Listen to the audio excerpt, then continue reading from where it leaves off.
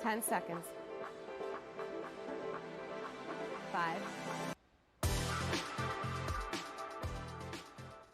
Welcome to Nasdaq Trade Talks. I'm Jill Malandrino, global markets reporter at Nasdaq.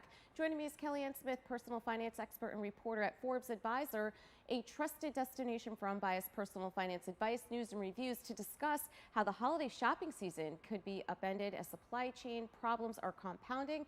Kellyanne, it's great to see you as always. Welcome back to Trade Talks. Thank you for having me. Let's start with why retail manufacturing is being disrupted. How are all these problems compounding? Yeah, so the supply chain has been disrupted all throughout COVID, but what we're seeing right now is retail specifically is being hit hard. And that's because a lot of the countries that are at the heart of retail manufacturing, like Indonesia, Vietnam, they're really having a really difficult time with the Delta variant, just like a lot of other countries. And as a result, they're having to work with fewer workers in the factories. In some cases, they're having to completely shut down the factories.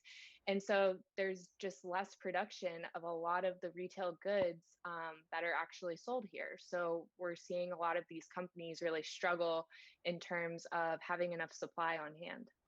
At this point in the calendar, do retailers normally have their inventory in store or at least on the way? Yeah, this is usually around the time of the year where they really start stocking up for that big holiday shopping rush.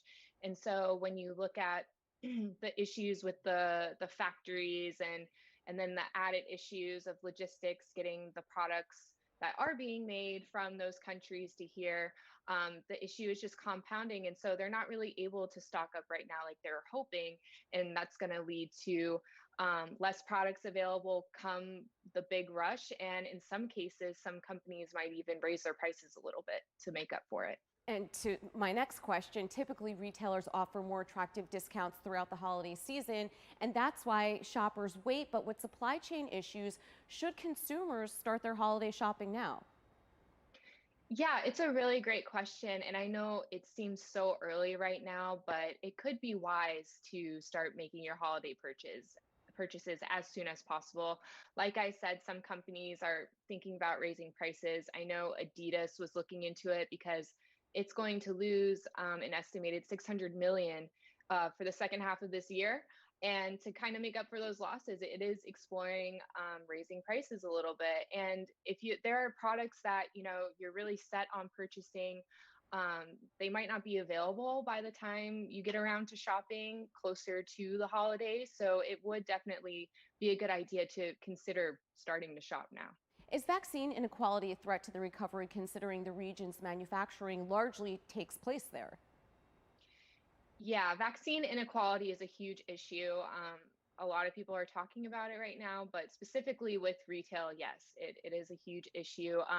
The American Apparel and Footwear Association actually wrote a letter to President Joe Biden asking him to give more vaccines to these countries.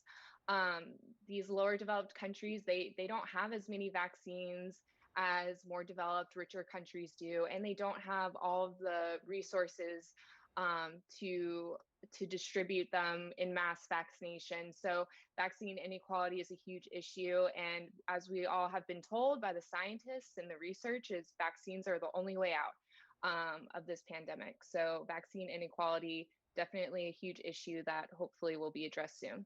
All right, Kellyanne, we appreciate the insight as always. Thanks for joining us on Trade Talks. I'm Jill Malandrino, global markets reporter at